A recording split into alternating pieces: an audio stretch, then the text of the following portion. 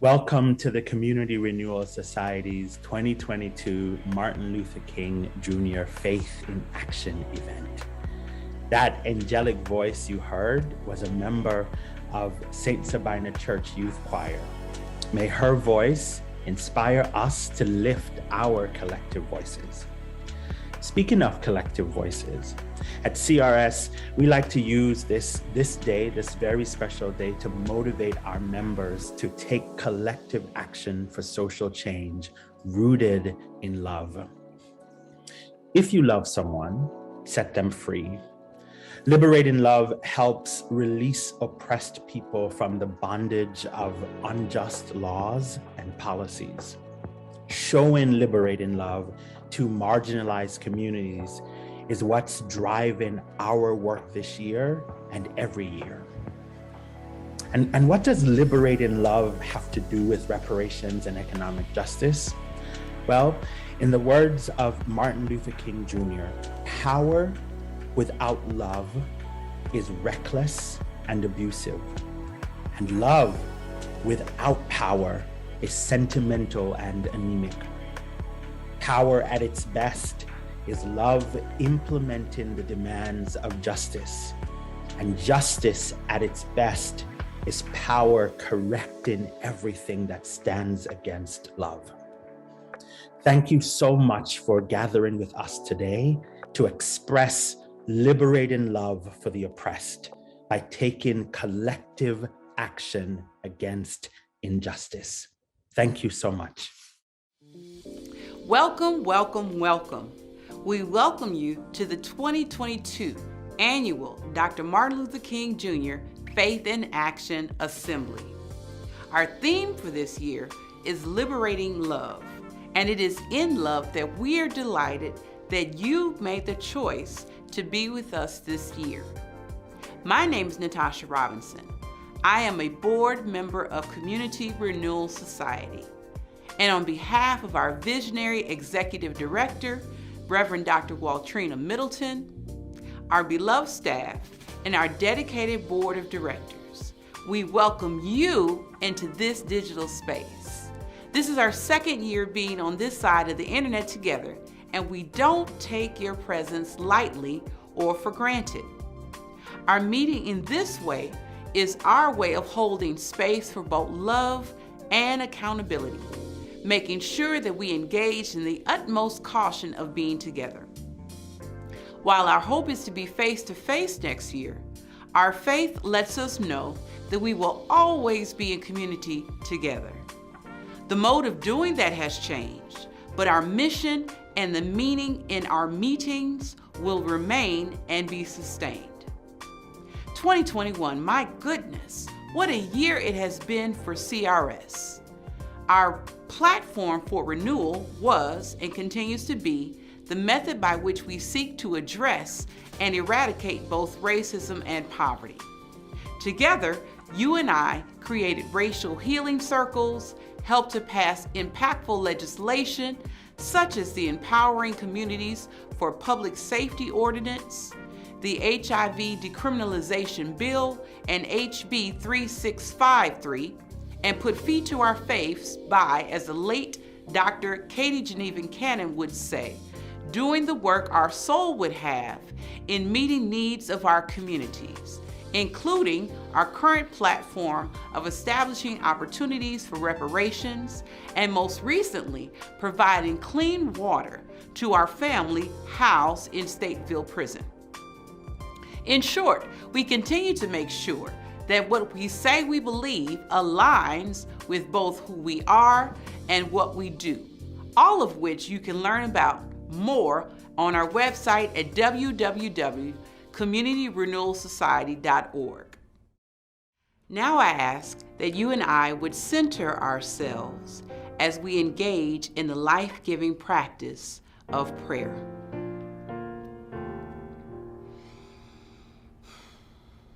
Some call you God, some call you Olodumare, some call you Jehovah, some call you Allah. Some cannot even say your name because your name is so holy and sacred. But we acknowledge you and we thank you for who you are and who you have been in our lives. We give thanks and praise for this moment and this movement. We appreciate being joined together to do justice in the different ways we are called to do.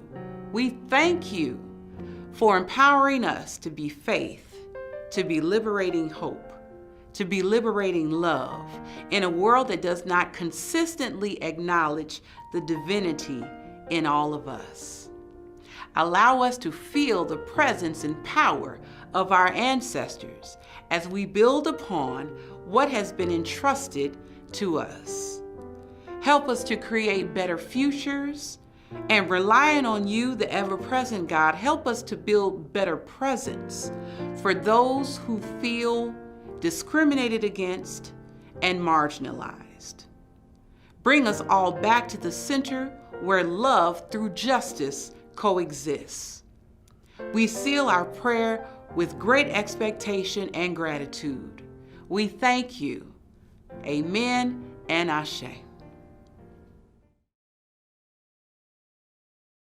It doesn't start with 40 acres and a mule, but that is included.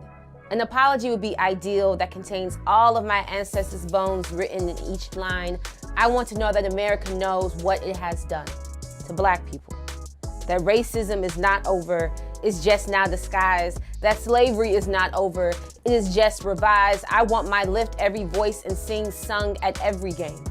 I want Juneteenth off from my classes and jobs. I want Black monuments of Marsha, Breonna, Fannie, and bell hooks too. I want all of our culture and food to be accessible but not appropriated.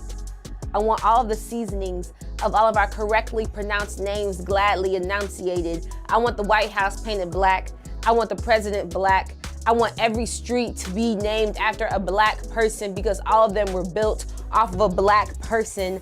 I want every Black college and university funded. And I want every Black student given free tuition. I want every Black entrepreneur's dreams birthed. And I want every Black baby birthed and mama to be lived. I want all Black doctors, teachers, actors, artists, astronauts, fashion designers, chefs, hairstylists. When I say all Black everything, I mean every corner of this earth that my ancestors' blood landed upon to now be bloomed in flowers. I want everyone to know that tears can sow greatness that look like me. I want everyone to remember me and those who came before me, those who were lynched, those who were raped, those who were beaten a blue black or even a red black, those who picked cotton or sugar, those who weren't allowed to read, those who weren't allowed to sing, those who weren't allowed to be Black. My reparations gonna be as massive and structural and intentional as the abuse of slavery was to us. Because that is simply what we are owed. And when I say reparations now, I mean abolition of all things slavery. That means prison. Federal advancements on laws that give us what we need to thrive, and of course, ensuring to keep our ancestors' names alive. I demand reparations now because Black lives matter, because Black blood should no longer be spilled, because Black lives should no longer be shipped or enslaved or in chains, because Black lives are beautiful and deserve freedom. We deserve freedom. It doesn't start with 40 acres and a mule, but with an apology, an honest apology. That still means something too. Hey, community comrades and friends. I'm Lucretia Burtz. I'm the Organizing Policy Associate at Community Renewal Society. And today I'm joined by my guest, Marvin Slaughter, who's also my friend. And he's the interim director of the African American Leadership Policy Institute. And he's also a member of our Economic Justice Issue team. Thank you for joining me today, Marvin. Yeah, and so today we will be addressing reparations, and Marvin's here to help us break it down. So Marvin, let's get to the root of it. Why reparations? Why now? It's a vital policy for the African American community. To be specific, the Black American community. Reparations, it all starts with the racial wealth gap, which has its start with slavery. African Americans contributed between $1 and $5 trillion to the white economy before 1860, we never got paid for any of that labor. We were basically the startup capital for these United States of America. We were the collateral for the stock market. We built so much of the infrastructure of this country and never actually got an opportunity to partake in the wealth that we created. If you look at, many different policy things like black codes, vagrancy laws, redlining, these are things post-slavery that have all contributed to the immense wealth gap that we're experiencing today. I mean, and even if you want to look at the over 100 different recorded instances of genocide and displacement experienced by Black Americans, and there are a few examples that come to mind most readily. Ocoee, Florida, where African American July Perry attempted to vote, and it caused mass hysteria, and white people from the surrounding counties decided that they wanted to come into Ocoee and basically frighten all the Black people and say that, hey, you guys cannot exercise your right to vote. And also, we've seen through the census data that after the terror that was the Ocoee, Florida massacre, there was a large amount of displacement of African Americans from Ocoee to surrounding areas. And they also sold their properties for, pennies on the dollar. It was a pittance. And when you start adding up all of these separate events, you get to the vast wealth gap that we see today, which, economists like Dr. William Darity say to ameliorate the median wealth gap is going to be at a minimum 2.7 trillion.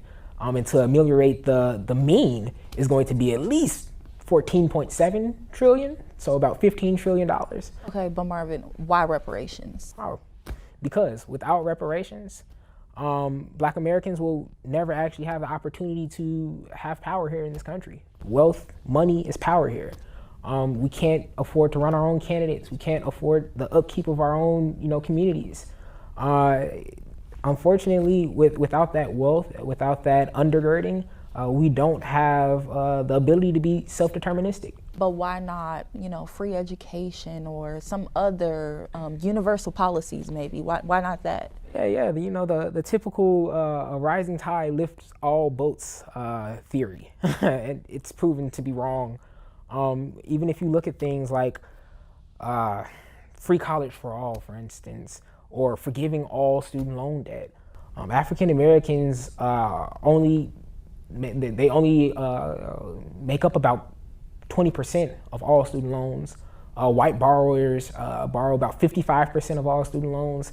If you were to forgive student loan debt, it actually might increase the racial wealth gap due to the fact that these white people who are graduating from these colleges and universities already have an economic undergirding. They already have wealth.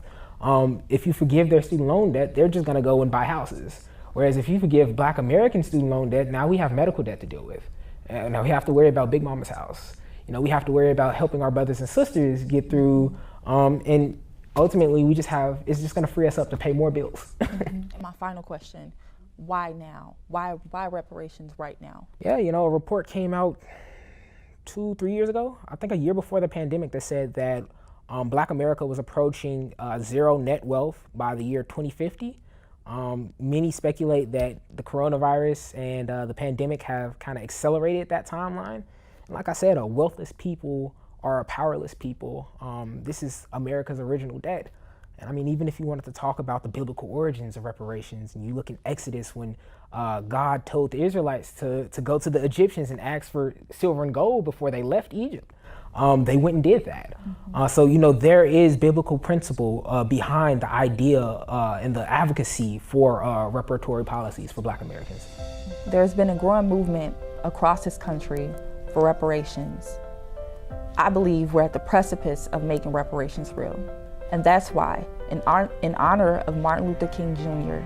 and all of our great freedom fighters who sacrificed their lives for racial and social justice, we're asking you to sign our 2022 reparations pledge. And you can do that by going to the website across the screen.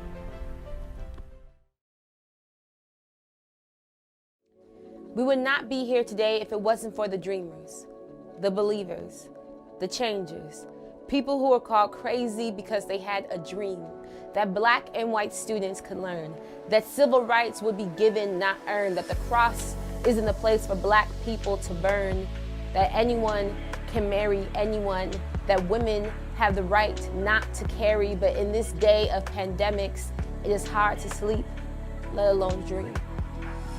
Why would anyone dream right now? When life seems to have everyone with their head down, bowing to negativity, it's easier to give up on each other than to give in to our Heavenly Father.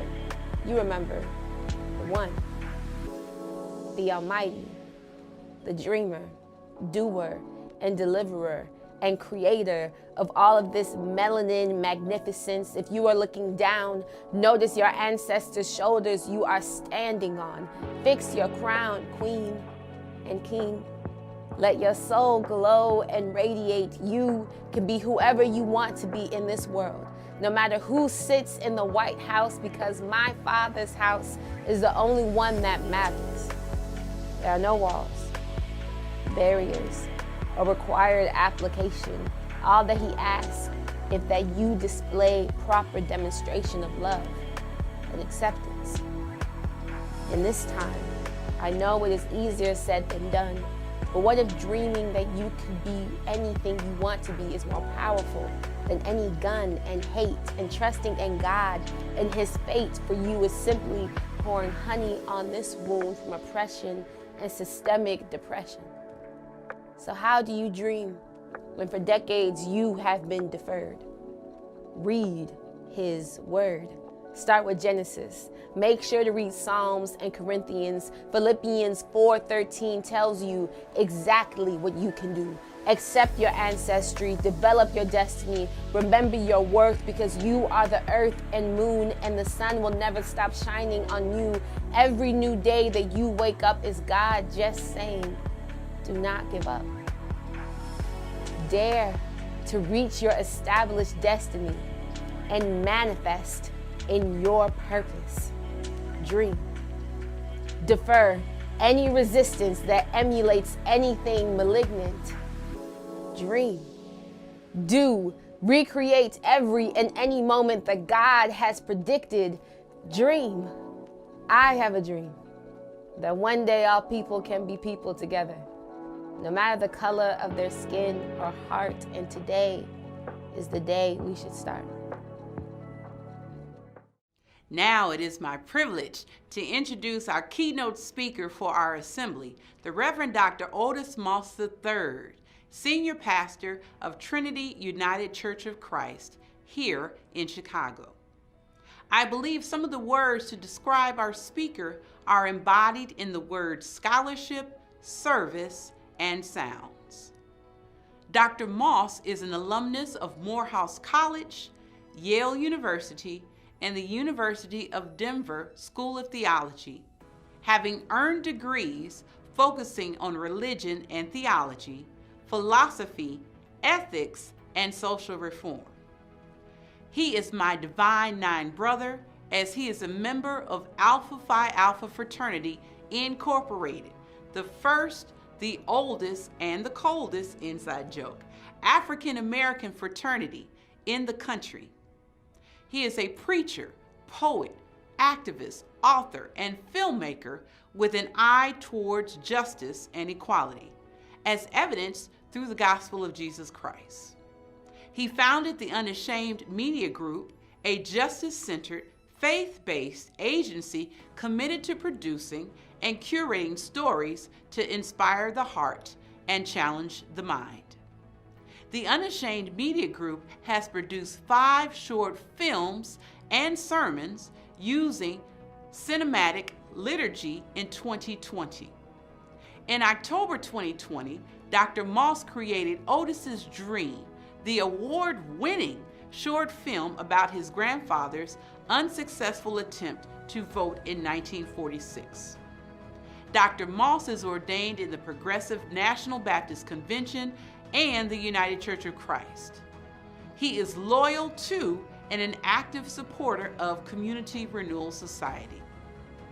He is married to Monica Brown Moss, and they are the grateful parents of the amazing team of MK and Eli. Now, here are some things you may not know about Dr. Moss. His entire theology, as he frames it, consists of, and listen to this list, Rakim, Nas, Kendrick Lamar, MF Doom, Common, Black Thought, Andre 3000, Jay-Z, along with John Coltrane, Miles Davis, Louis Armstrong, Mahalia Jackson, Stevie Wonder, Prince, Aretha, and Rosette, plus Langston Hughes, Toni Morrison, James Baldwin, Zora Neale Hurston, August Wilson, Sonika Rahim, with Howard Thurman, Dr. James Cone, Ida B. Wells, Harriet Tubman, Fannie Lou Hamer, Frederick Douglass, Robert Smalls, Benjamin Mays, Malcolm X, and Martin Luther King Jr., setting the table for the entire crew. These are the sounds of influence and inspiration that comprise Dr. Moss's witness and work. As he speaks to us, open your ears and your hearts to receive his message and trust that the melodies and harmonies he brings will in fact be music to our ears. He is a living embodiment of scholarship, service, and sounds. I introduce to some and present to others my OM3, the husband to Monica, father of Michaela and Elijah. We know him as the Reverend Dr. Otis B. Moss III. I want to say thank you to the Community Renewal Society and to our leader, our executive director, our poet and prophet, none other than Reverend Waltrina Middleton. We are so very proud of you and your witness, your work, and how you are leading the Community Renewal Society. I want to say thank you for this invitation, and to all of those who participated, all of our sister and brother institutions, and especially to our young people, our poets and our artists, thank you for allowing me to participate with you. You are so incredibly gifted, and you are such a blessing. In the words of Scripture, eyes have not seen, ears have not yet heard what the glory of God will reveal in your life. Continue to use the spoken word to crack earth, break chains, and to communicate a level of consciousness we are afraid to witness in this world today. On behalf of Trinity United Church of Christ, I say this: we are delighted to be a part of Community Renewal Society, and we are delighted to be a part of this Martin Luther King Jr. celebration, where we are looking and examining the idea of reparations and the impact of collective trauma upon communities of faith and communities of color in this world today. So thank you, thank you, thank you, thank you. If we could just bow our heads in a word of prayer very quickly, just want to offer this word of prayer. Search me, O God, and know my heart, and try me and see if there be any destructive way in me. Let the words of my mouth and the meditation of my heart be acceptable in thy sight. O Lord, you are my strength, and you are my Redeemer. Amen. He's one of the great prophets of music. One person that many of our younger people may not know about, you may never have heard of, but I would encourage you to talk to your parents and any person who is a scholar of hip-hop music will know that this person is the godfather of hip-hop by the name of Gil Scott-Heron. If you have not heard, the revolution will not be televised. I invite you to make your way to iTunes or Tidal or YouTube. But there is one particular poem/song that I believe speaks to us at this moment. It was Gil Scott-Heron, I believe it was in 1974, that he penned the lyrics to a song entitled, "Who Will Pay Reparations on My Soul?" And that is our subject for today. Who will pay reparations on my soul? But this is a Martin Luther King Jr. celebration. And for those who are not familiar with the philosophy, the theology, the teachings of Dr. King, they have disconnected the idea of reparations from the amazing, radical, and powerful work of Dr. King. I'm reminded of Dr. Vincent Harding, who was a friend and also one of the editors of Dr. King's messages.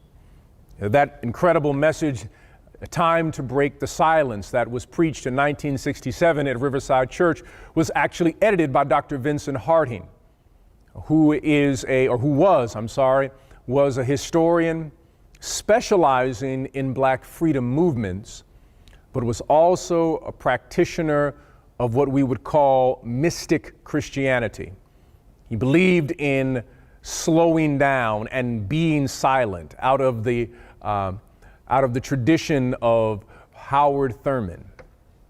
And in his book, Martin Luther King Jr., The Inconvenient Hero, it is Dr. Harding who begins a particular essay from a poet by the name of Carl Wendell Himes Jr. And the poem goes this way and speaks so much to the way in which we envision Dr. King. Now that he is safely dead, let us praise him, build monuments to his glory, sing hosannas to his name. Dead men make such convenient heroes. They cannot rise to challenge the images we would fashion for their lives. It is easier to build a monument than make a better world. Dead men make such convenient heroes. And there is a challenge today, because there are many people who prefer the convenient or domesticated Dr. King that never lived to the radical prophetic King who challenged America. And it was J. Edgar Hoover who wrote down, "He is the most dangerous man in America." That we would rather have a king who covers our sins instead of a prophetic king who exposes the rot at the very core of our souls. The radical king I know, who demonstrates the power of prophetic witness, versus this domesticated king, where we love to quote, "I have a dream," but never deal with the true message or the first portion of that message, where he stated that people of African descent have brought a check to the U.S. government, and that check was placed before those who claimed to be in power, and it was marked insufficient funds. See, it was Dr. King who lived a life, fashioned a theology that forced America to face the painful truth of her history and reckon with the present decay caused by the destructive myths promoted by Confederate evangelists and worshipers of a now gone antebellum South. The philosophy and the theology of Dr. King was what one writer calls a black social gospel, an Ubuntu eschatology. The nation had a particular idea that it must not to reckon with the history that we were facing. And it was Dr. King that was forcing us to reckon with our history. You see, one must understand that Dr. King, as the writer Gary Dorn was stating, was attempting to break white supremacy and cast it forever within this purgatory of American mythos. But today, we want the domesticated. Today, we want the myth of Dr. King. Today, we want to be able to show up to programs with those who fight against voting rights and want to continue to also place funding to incarceration, want to show up at these programs all across the United States and quote simply, "I have a dream," but not deal with the radical king. I'm sorry. If in fact you are a studier, if you are a student, if you are a mentee of Dr. King, there are three things in which you must understand, three areas that he was forcing America to deal with. One was militarism. The other was poverty. And the final one was racism. He saw them as a trinity of destruction upon the American project and the human soul. Militarism. Before we talk about reparations, we must understand what militarism, especially within the American context, is. Militarism, state-sponsored suffering, where you have accumulated resources and placed those resources toward the military, but you are unconcerned about the day-to-day living of people in Greenwood, Mississippi, in Pembroke, Illinois, or even in East St. Louis. Wherever it may be, militarism, as Dr. King stated, that we will spend so much money, close to $35 million on one bomb to bomb a Viet Cong, but we will spend less than $1,500 to educate a child in Mississippi.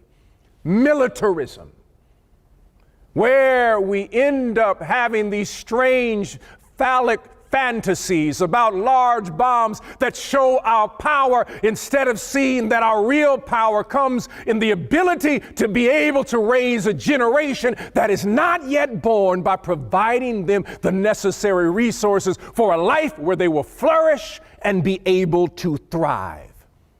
Militarism.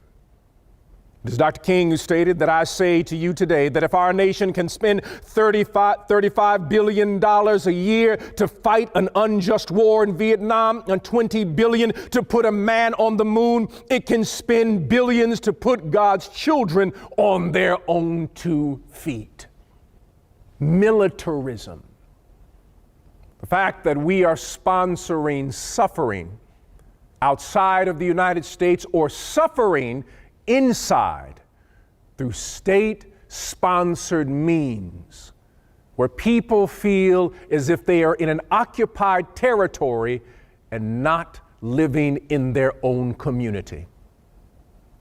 Militarism also connects with police brutality because militarism is the idea that there are particular institutions that promote and protect and serve the state, but not serving all of the people. Dr. King spoke about militarism, that America spends more money than any other nation on earth on our military. And are we safer for it? America has the largest per capita of spending on incarceration than any other industrialized nation. Are we safer for it? America spends more on state and local criminal justice, but are we better for it? Dr. King was raising the question of militarism, that a society is not judged by its army, but judged by how you treat your children. Militarism, this first idea. But yet in this country, Can you imagine that even in New York, that we will spend $127,000 to incarcerate one person, but only about $12,000 in order to educate one person? It would seem to me, if you were to flip those particular numbers, that literally you could put someone through 4 years of college, and in some places, depending upon the college that you are sending them to, you could send them to graduate school also. But we would rather invest in incarceration, rather invest in violence, instead of flourishing and thriving militarism. This was the one area that Dr. King dealt with. But the other area was also poverty. He stated in 1967 that he believed that every American should have a guaranteed income, that capitalism in its structure was a problem, unrestricted capitalism. He said it this way, I paraphrase. He says that communism does not understand that the individual has a life. And capitalism does not understand that individuals live in a collective consciousness with a social contract. That it's not one or the other, but one must understand that if we are to build a society, there must be a social contract, a moral social contract. And poverty becomes the way in which people are destroyed. In other words, they are not able to fully flourish as human beings. Poverty. And when you mix poverty with gender and poverty with race, it becomes a destructive force that begins to decay the soul. Where a child, as Dr. King stated, living in Mississippi cannot see the sky of his dreams. He can only see what is right before him and will never be able to move out of the moments of debt and of thinking that he must always live in an impoverished world. Militarism, poverty, these two areas that politicians do not want to deal with, these two areas that many people do not want to engage with, were primary to Dr. King's message, his philosophy, and his theology. But then finally rounding that out was this idea of racism, of breaking white supremacy, as Gary Doran states. This idea that this social constructed idea of race, a complete, utter myth, something that has been made up. Now hear me, I did not say no ethnicity that is different than race. Ethnicity is where you have a history. Ethnicity connects with your country. Ethnicity speaks with language. Ethnicity speaks with culture. But the idea of race is socially constructed where one is above and someone is below. And we have placed a particular value solely based on biological means that someone made up in 1619 when 20-odd Africans landed in Port Comfort, Virginia. That all of a sudden the idea of race entered into the American project's bloodstream, solely to ensure that a plantation class could have power. And the reason that there is even race in America today is because black enslaved Africans joined with European indentured servants, and they realized that the real issue was the person who owned the plantation. And after the Bacon's Rebellion in Virginia, there was an introduction of this idea that we've got to give those who are indentured servants and from Europe, they cannot connect with those who are African and enslaved. We will tell them that they are white and we'll give them a privilege, but we won't give them any more money so they can go through one door that the black person cannot.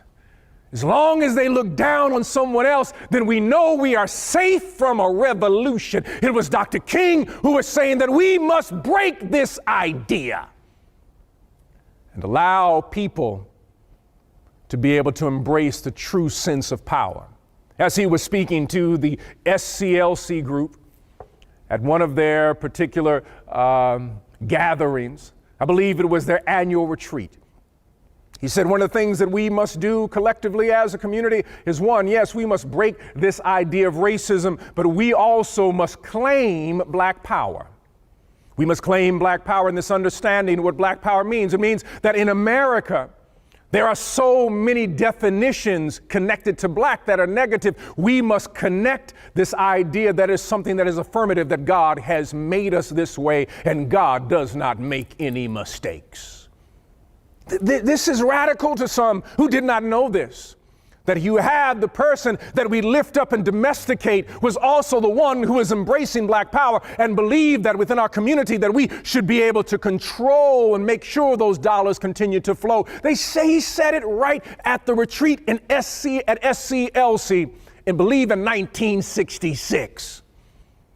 Militarism, poverty, and racism. Removing these from the equation in America's project will allow for every child to thrive. But the question that we must raise, the question that we raise today, is who will pay reparations on my soul? Some are raising the questions, what reparations, what does this mean? What are you saying here, preacher, today? What is this idea of reparations? That reparations simply means repair. That I must repair because there has been a trauma that has taken place. And I must acknowledge that trauma. And the one thing that if there are to be reparations in this country, there must be an acknowledgement of collective trauma in this democratic project. Collective trauma, not just for one group, but collective trauma that infects everybody.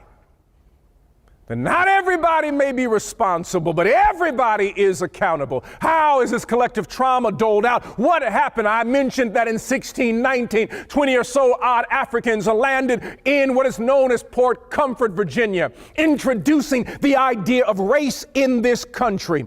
But not only there in Point Comfort, Virginia, something happened in 1775, according to Nicole Hannah Jones, that in 1775, there was the governor of Virginia, the one who had been appointed by the British royal monarchy. And this person by the name of John Murray was the royal governor, the Earl of Dunmore. When he realized that some of the colonists were not getting in line, that there were some rumblings that were going on among the elite in Virginia and in other colonies in America, he did something that changed America forever. It was the mayor of Virginia, the Earl of Dunmore, John Murray, who made the statement that he will free all of the slaves that are under his jurisdiction in Virginia, and they can join the Ethiopian regiment and fight on behalf of the British to make sure that the colonists stay in their place. This statement angered someone by the name of George Washington and James Madison and Thomas Jefferson. John Murray, please understand, he was not an abolitionist. The only reason that he mentioned these words is because he was trying to create the kind of fear among the colonists, knowing that they would base their based their ideas on power, on how many slaves they had and the production they could create. And if he could put enough fear in them, he could put them in line. But it did not just anger the colonists, it moved them to action. George Washington, Thomas Jefferson, James Madison, they were so deeply moved and angered that they decided to become patriots. Not patriots for Great Britain, but patriots for an independent colony that would eventually call itself the United States of America. I don't think you heard what I just said. In other words, America's revolution wasn't just about the Boston Tea Party and taxation without representation. America's revolution, as a result of John Murray making this decree saying that he would free the slaves, it was George Washington, Thomas Jefferson, and James Madison who said, we can't lose our money nor our property. We must rebel against Great Britain. That even the American Revolution is tainted by the idea of slavery. And it does not stop there. That in 1861, when the Confederate Southern states decided that they would be traitors to the Union. Yes, traitors to the United States. They had a January 6th mentality that they would have an insurrection and move from the Union because they did not like some of the votes, because they were afraid that they would lose power. Not that they would lose their slaves, but they would lose power in the Senate.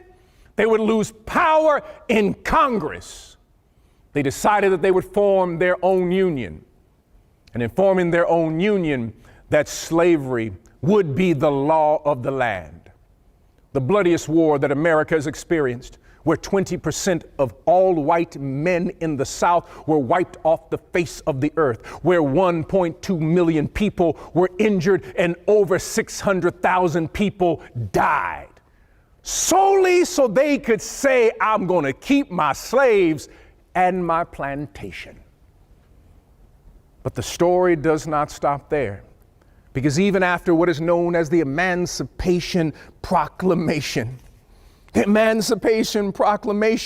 that when people of African descent were supposedly free and moving into the moment of Reconstruction, it was Southern states, because they had been pardoned by Andrew Johnson after the assassination of Abraham Lincoln. It was Andrew Johnson who then pardoned all of the traitors in the Union, in the Confederacy. And as a result of that pardoning, those people who led the insurrection, all of a sudden moved into Congress and Senate and in state houses, and they instituted a new form of slavery in America that we do not want to talk about.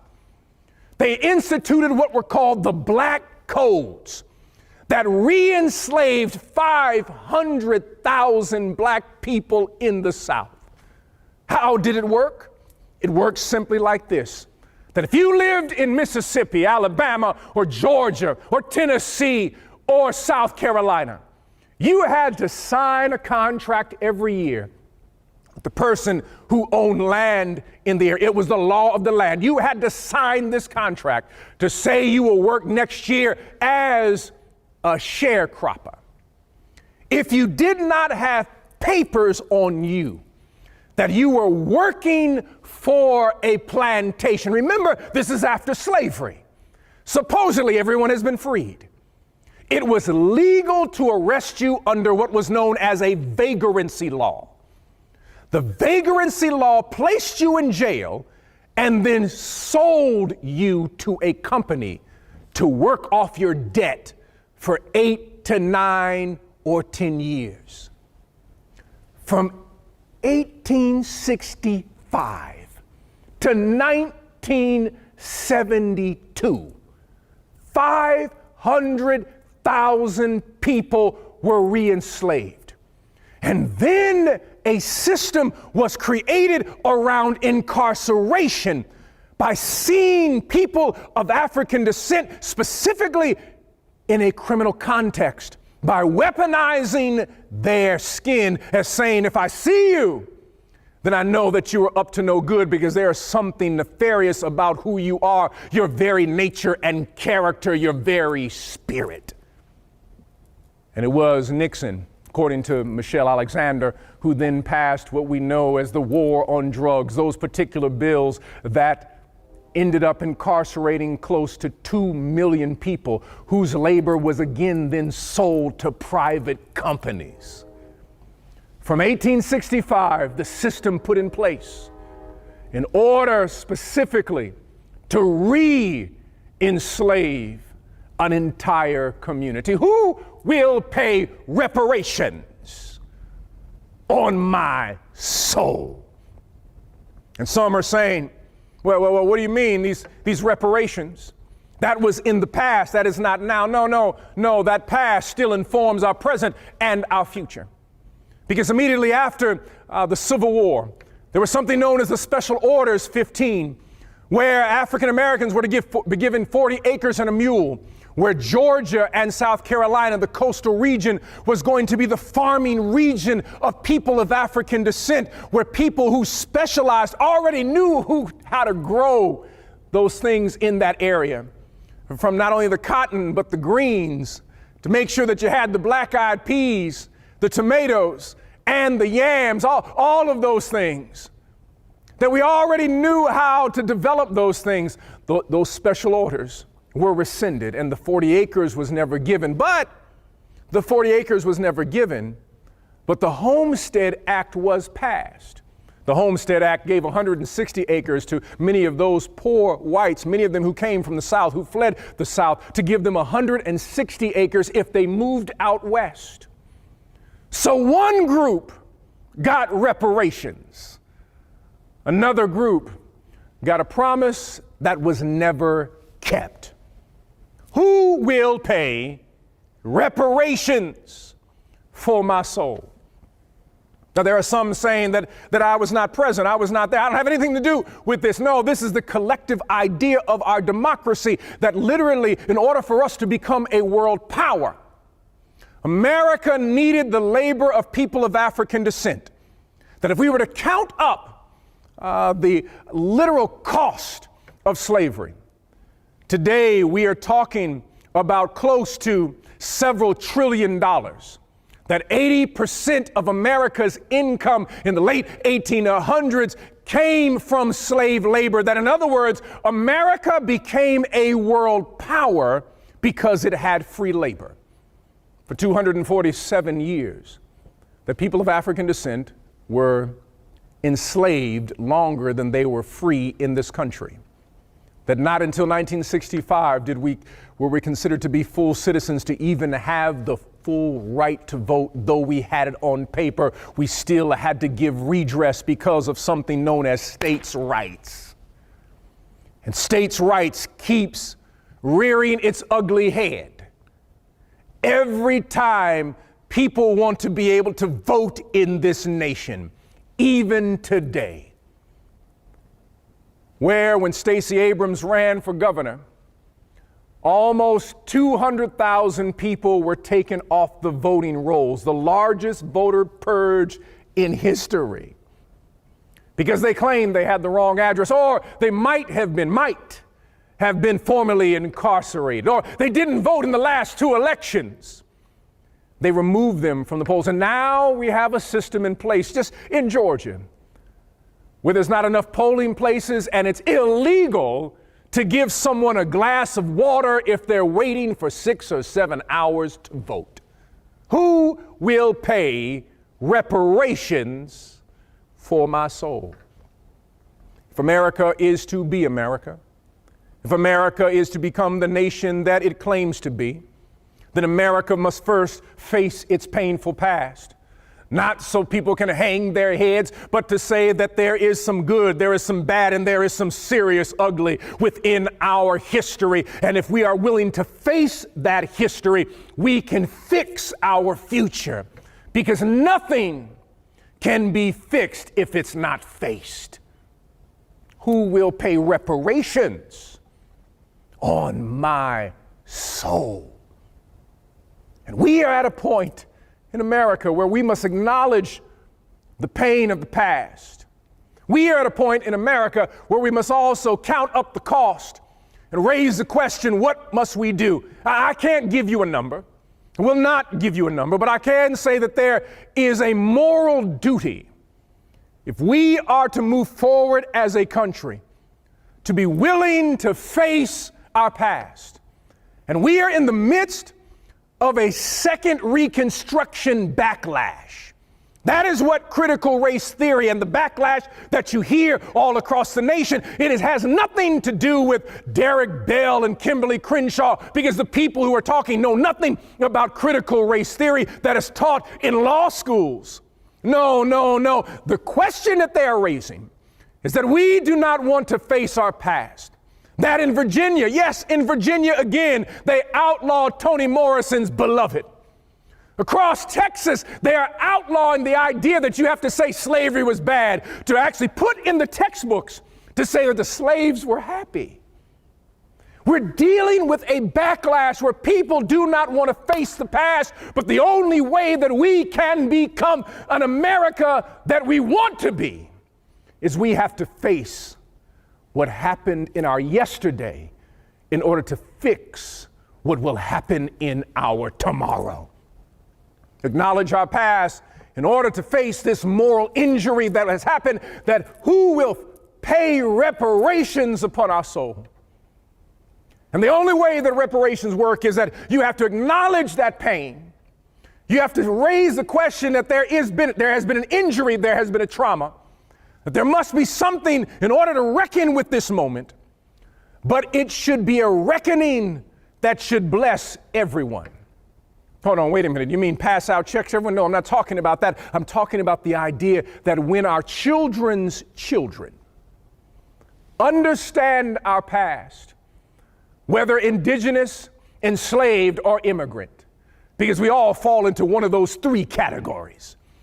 If we have a clear view of our yesterday, and that there were moments when men of power ended up taking advantage of people, and that we create a system to reckon with that, then we can have reconciliation. But there is no reconciliation unless there is justice first. So don't talk reconcile if we're not talking justice. Justice and reconciliation go hand in hand, but justice has to walk through the door before reconciliation can come behind. So there must be reconciliation. And it's amazing to me that in all other institutions we understand this. I'm a sports fanatic. I love sports. I ran track in high school. And I remember a young person asking me about the 400 meters, about the track. A young person was saying it's not fair that there are people, when you start the race for the 400 meters, that some people get a head start. I had to say to the young person, no, that's called a staggered start. Because you see, the people in the lane 1 and lane 2, they're actually running a shorter distance.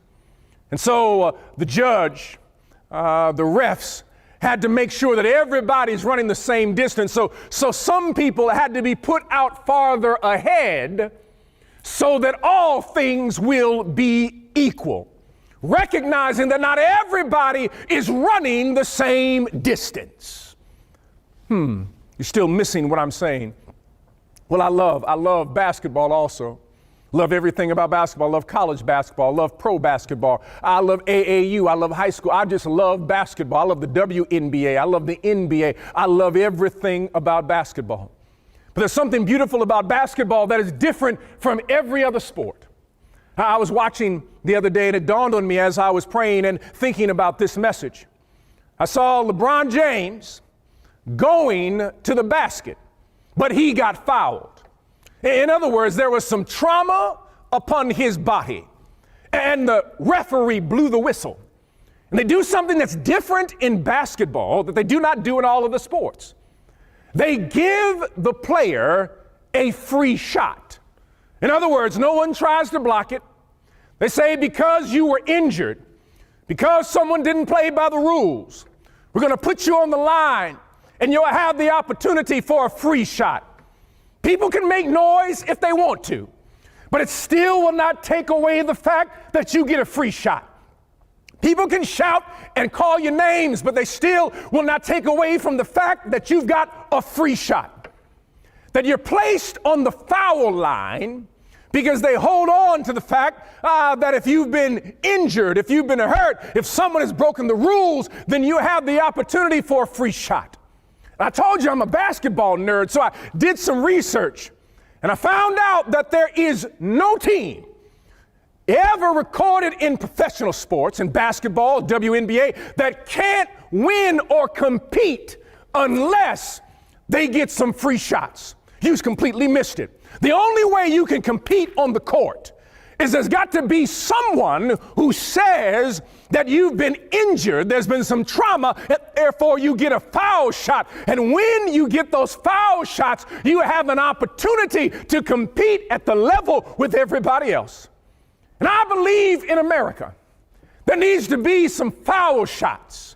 for the fouls that were caused in 1619, the fouls that were caused in the 1700s, the fouls that were caused in the post-Reconstruction era, the fouls that were caused as a result of the war on drugs. But just give us some foul shots so that we can compete at the same level. It's not to destroy anybody, it's not to harm anybody, but so that we can be at the same level, just like running track. So that it can be a staggered start, that some people are not running the same distance as others. So I must bid you good day. May the Lord bless you and keep you. But we must raise the question, who will pay reparations for our soul? We must acknowledge the injury. We must count the cost of the injury. And we must allow justice to walk through the door and reconciliation to come behind. So we can raise that question of who will pay reparations on my soul. God bless you. Peace and liberating love. I'm Reverend Dr. Waltrina Middleton, Executive Director with Community Renewal Society. Thank you for joining us for our annual Martin Luther King Jr. Faith in Action Assembly and celebration. We are overjoyed and honored that you spent this important day of mission, reflection, and service with us. We hope you will join us in our work on the platform issue of reparations introduced today by our organizing and policy team. Thank you to our entire CRS staff, all of our participants, St. Sabina Selah Youth Choir, poet Quinn Townsend Riley, reparations advocate Marvin Slaughter, CRS board member Natasha Robinson, and our 2022 MLK keynote, Reverend Dr. Otis Moss III, all of our partners and friends that made today possible. That includes you. As we close today's programming, please remember that another way you can support our work at CRS is to make a charitable donation or offering. Please consider making a donation in support of our work on reparations. You can use the QR code on your screen or visit our website to make a one-time or monthly recurring gift. Thank you so much for your support. Help me welcome back our poet in residence, Quinn Townsend Riley, and the amazing St. Sabina Selah Youth Choir to close us out with a poem and musical benediction. May God's liberating love and peace abide and keep us until we meet again. Go in peace.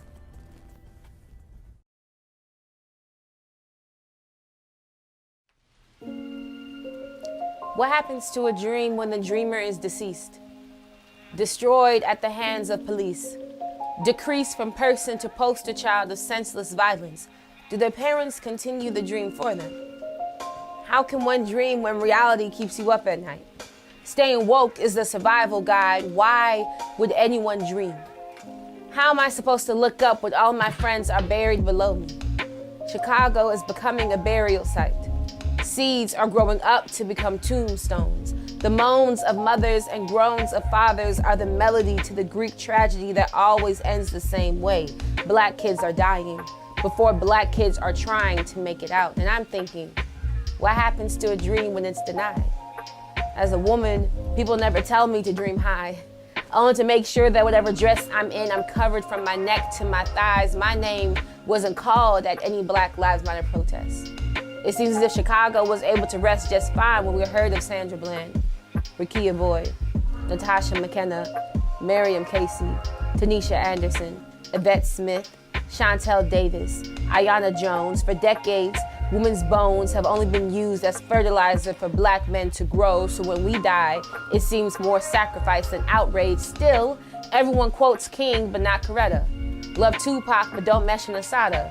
Movements will not be able to grow without the nourishment of mothers, Kathleen Cleaver, Ella Baker, Fannie Lou Hamer, Angela Davis. Christians play amnesia and forget they wouldn't have Jesus without a Mary. When trans women are murdered, no one seems to care. So what happens to a dream discarded? A dream discarded looks like two women not being allowed to be married. The closets are meant for clothes, not for people. Yet each year, more children, teens, and adults are dangling inside their bedroom closet doors next to winter coats and thrift store finds, hoping that their sexuality is something that they can return. The dreams that I have now are just of a world where we can all be free.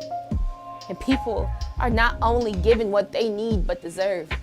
An earth full of fertile possibilities, love and acceptance, rights that are not only written in law but practiced in community unity through grace and understanding. That's what MLK wanted, right?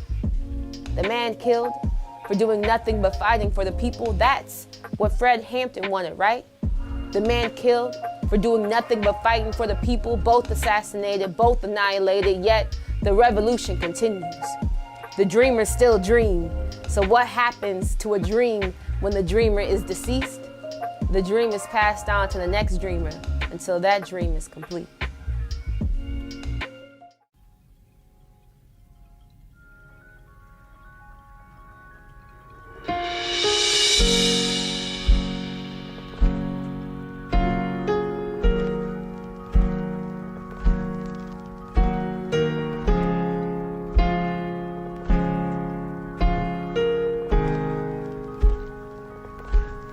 Show me your face, fill out this space. My world needs you right now. My world needs you right now. I can't escape being afraid. Fill me with you right now. My world needs you right now. Show me your face, fill up the space. My world needs you right now. My world needs you right now. I can't escape being afraid.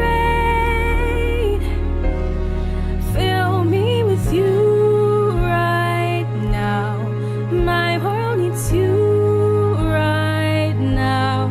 Power fall down, bring with it a sound that points us to you right now. Erase substitutes right now. Fix what I see, and God, please fix me. My world needs you right now. Let us see you right now. Power fall down, bring with it a sound that points us to you. That points us to you.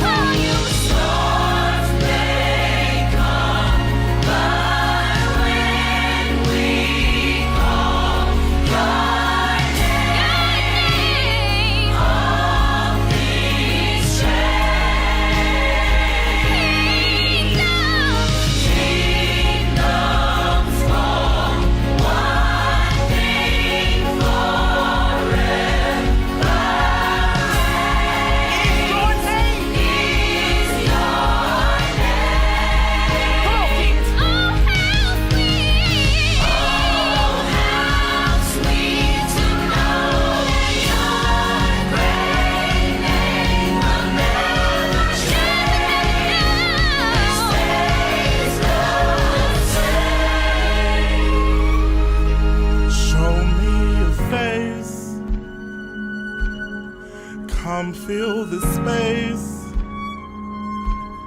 My world needs you right now. My world needs you right now.